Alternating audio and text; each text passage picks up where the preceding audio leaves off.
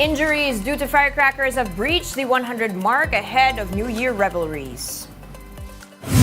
President Bongbong Marcos calls on Filipinos to emulate the patriotism of Jose Rizal. And 2024 is expected to kick off with a slight drop in the prices of fuel products.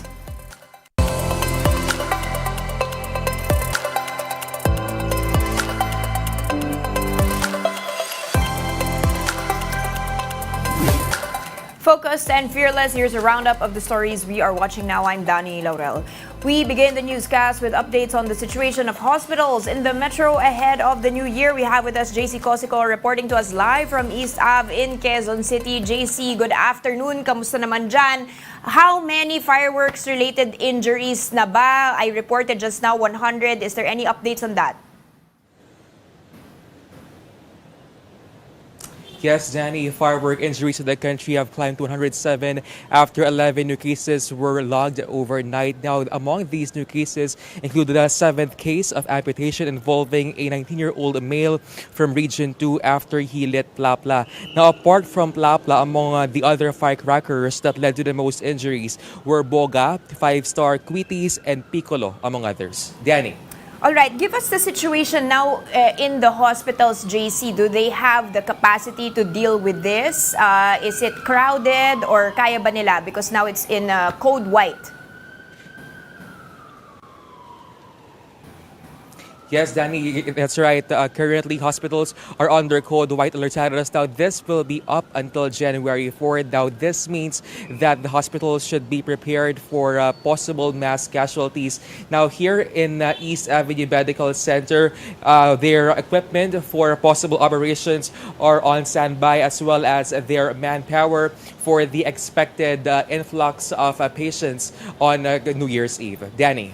JC, what does the Department of Health think? Of course, this happens every single year na lang. Diba? Ito yung coverage natin pag New Year's Eve. There's always been this proposal just to totally ban the use of fireworks. Is this being backed in any way? Is there any possibility this could truly happen?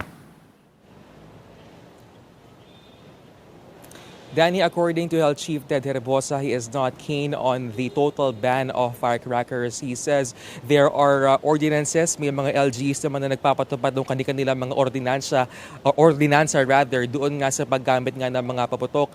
At maliban dyan, Danny, sinasabi ni Secretary Herbosa ay dapat ding isaalang-alang daw yung livelihood nitong mga gumagawa nga ng firecrackers. He's up to just regulating firecrackers but not totally banning it. Danny.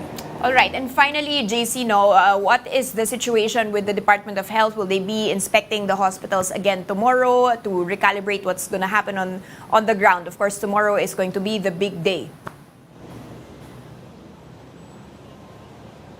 Yes, Danny, today is the first day of rounds of the DOH. Now there will be another round of rounds tomorrow, but now in different hospitals in Metro Manila, including the Las Piñas General Hospital, the Pasig City General Hospital, and as well as the Philippine General Hospital. Back to you.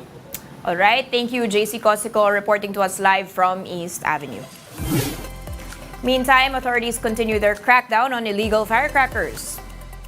This morning, the Quezon City Police District destroyed 13,000 seized illegal firecrackers that was worth 400,000 pesos. The QCPD said the items were from almost 100 operations they conducted from December 26 until today. Now, most of the firecrackers were sold online and confiscated from vendors and markets. In Calabarzon, 3 persons have been arrested since the region implemented a ban on illegal firecrackers. Nearly 80,000 pesos worth of firecrackers have also been confiscated in some 161 police operations region-wide.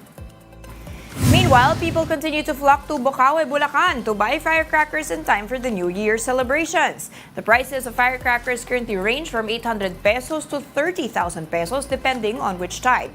Bulacan Governor Daniel Fernando thumbs down the proposals for a total ban on the fireworks. One zoo in Metro Manila is promoting the use of trumpets instead of firecrackers to ring in the new year. We've got Laila Pangilinan with this report. Several children received free trumpet toys from Malabon Zoo when they visited on Friday. Happy New Year! Happy New Year! This is part of the zoo's campaign against the use of firecrackers during New Year celebrations. Magturotot na lamang tayo. At ang magkawawa naman po ang mga hayop pag firecracker season na nagugulat sila. Zoo visitors like Irish and Janice agree with Tangko. For them, it is not only for the safety of pets but also for children. Kasi po hindi po siya delikado. Paputok po kasi pwede kang masugatan. Pwede ka po madisgrasya. Para po sa mga bata. Para iwas disgrasya na din po sa paputok na sinisindihan. Tangko also gave tips to keep pets stress-free on New Year's Eve, like walking and playing with them in the afternoon to exhaust their energy, which will make them ring in the New Year calmer. Marami na ang mulat kung papaano natin mapoproteksyonan ang ating mga alaga sa bahay mula sa ingay ng mga paputok. Pero paano naman kaya ang mga wild animals in captivity, gaya nitong si Sir George na rare white lion cub at iba pang mga hayop dito sa loob ng Malabon Zoo? Trees and plants serve as natural soundproofing for animals in captivity. So ito po, it acts as a silencer, as a buffer to the noise. So the noise doesn't really enter us. Parang hum na lang po pumapasok dito. Malabon Zoo also positions speakers all over the zoo to soothe the animals with music. Tangko added that they make sure that the animals are not left alone when firecrackers go off. Aside from Sir George, Malabon Zoo also has their own version of dragons, Greenie and Lila. 2024 is the year of the dragon in the Chinese zodiac. Siya po ay green iguana from Mexico po. Lumiit na po sila ngayon because of evolution and because of namamatay po sila because of human interference to the environment. So some cannot adapt. Visitors can also see white tiger Lisa. To those still looking for a New Year destination, Malabon Zoo is open every day from 9 a.m. to 5 p.m. For News 5, Laila Pangilinan. We are One News. We'll be back with more stories after this break. Keep it here on One News.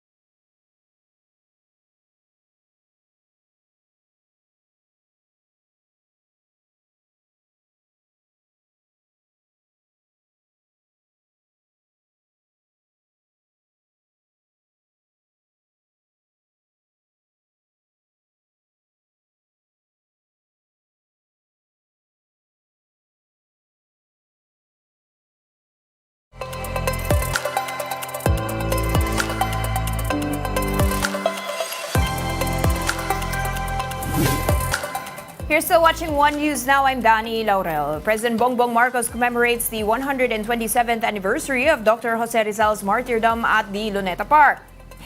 In his message, the president emphasized Rizal's enduring influence in a world still grappling with issues like greed and injustice. He urged Filipinos to embody Rizal's passion and nationalism in overcoming challenges. Marcos also appealed to the public to embody Rizal's genuine love for the country. Vice President Sara Duterte, for her part, urged Filipinos to continue Rizal's vision and to be brave and work for reforms and innovations, even if it means making sacrifices. Justice Secretary Boying Remulla says the investigating team of the International Criminal Court has yet to reach out regarding its drug war probe. Remulla's clarification comes after former presidential spokesman attorney Harry Roque claimed that ICC members are already in the country to pursue their investigations. Remulla insisted that under international law, it is the responsibility of the investigating team to notify the party government involved. The Marcos Jr. administration is currently in the process of reviewing its position on the ICC and whether the Philippines would be resuming its membership. They have not made contact with the DOJ. It is their responsibility and duty to make contact with the DOJ in accordance with the principles of international law. If there is something happening, it's not the formal thing. Because we don't know about the legal regime. We don't know about their attitude towards our Constitution. They have to make contact with us and agree on certain protocols. Motorists can expect lower fuel prices at the start of 2024. UNIL projects that prices of diesel would go down by up to 50 centavos per liter. Gasoline products are likewise seen to become cheaper by up to 20 centavos per liter. The Energy Department attributes the potential rollback to the ease concern about the shipping disruption along the Red Sea. Final price adjustments will be announced on Monday and will take effect the next day.